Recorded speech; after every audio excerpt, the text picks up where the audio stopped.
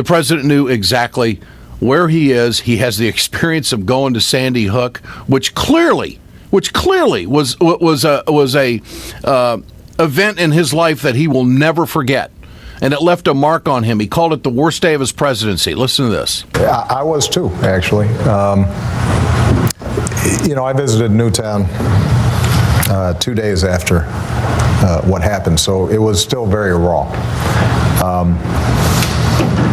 It's the only time I've ever seen Secret Service cry on duty. It continues to haunt me. It was one of the worst days of my presidency. Joining us now from California, Congresswoman Jackie Speier. Congresswoman, good to have you with us. Great to be with you, Ed. Your thoughts on the town hall last night, as you step away from it, what the president did, what his mission was, how it was produced, and the exchanges. What do you think? Well, there's no question that he is absolutely committed to this issue, is passionate about it, and isn't going to shrink from those who want to criticize him. And I applaud him, and I think the American people are applauding him as well.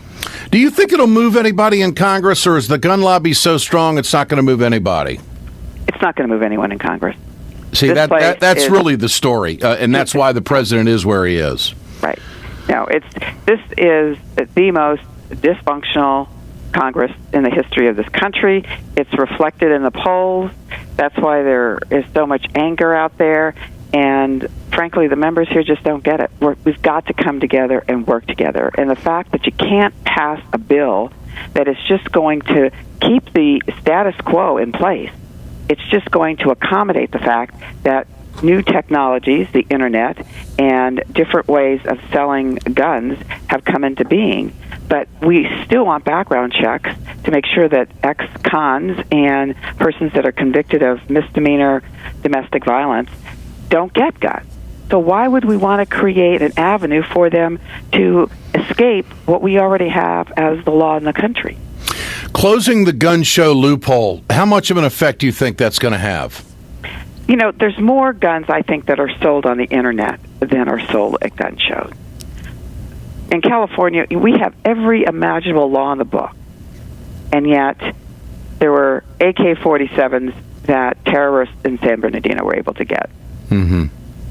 So if we don't appreciate the fact that this has to be a national policy, and that even in California, where you have the strictest gun laws in the country, or among the strictest, it had a year in which there were more guns purchased than ever before. So it's not like anyone isn't able to access guns. We want people who are legally eligible to access guns to be able to access guns. This is making sure those that shouldn't get guns don't get guns. Astronaut Kelly made a profound point about the number of firearms in the number of households in this country last night.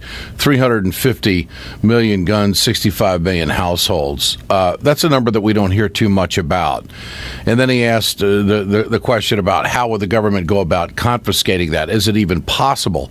And I think we all know the answer to that. The president made the point that it's the gun manufacturers are behind all of this, and it's big business for firearms, and this is where a lot of the lobbying money comes from. And I'd like to know what, from your position in Congress, how do they operate? How does the gun lobby operate? What do they do? What do they say? How do they function in the halls of Congress? Well, first of all, Ed, I should admit to you that I have an F rating with the NRA. So I know that. They don't come according. You wear that as a badge of honor, as many people do. But I think people in Congress are somewhat reflective of the population. They operate in fear. Most of these members operate in fear that there's going to be someone more conservative than them that will run against them, or that the NRA will come up against them with another candidate. So I don't know to what extent the NRA feels that they've got to come around with an arm and twist anyone. I think that they just recognize the power that the gun lobby has in terms of disseminating its lies. Truly, there is no way that you're going to confiscate these guns. And There's finally, no way anyone wants to confiscate these guns. No, that's not the mission. And finally, was the president effective? Do you think he moved some Americans last night? I think the more he speaks about it, the more it becomes a drumbeat, the more likely we'll get some action. You know, Jackie the Tea Speier. Party gained the kind of clout it did by just continuing to pound on the issue, keep the drumbeat. And I think the president has to do that. I have to do it.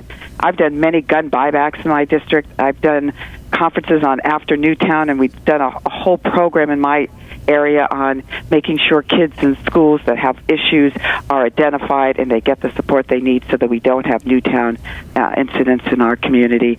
So there's lots of things we can do and we must do.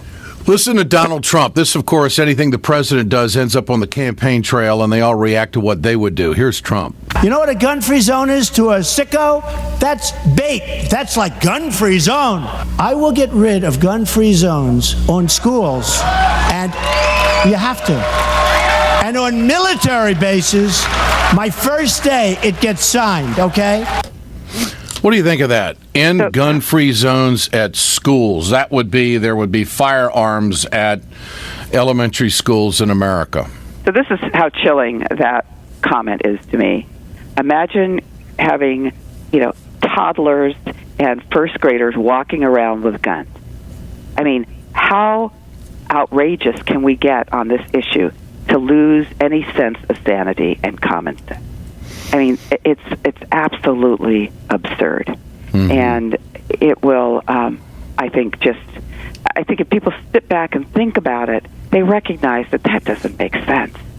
And when you realize that 40% of the guns in this country are purchased without background checks, that should make all of us nervous. Congresswoman Jackie Speier, I appreciate your time. Thanks so much for joining us. My pleasure. Congresswoman Jackie Speier from California. She's got an F rating with the NRA. That's what it sounds like. I like it.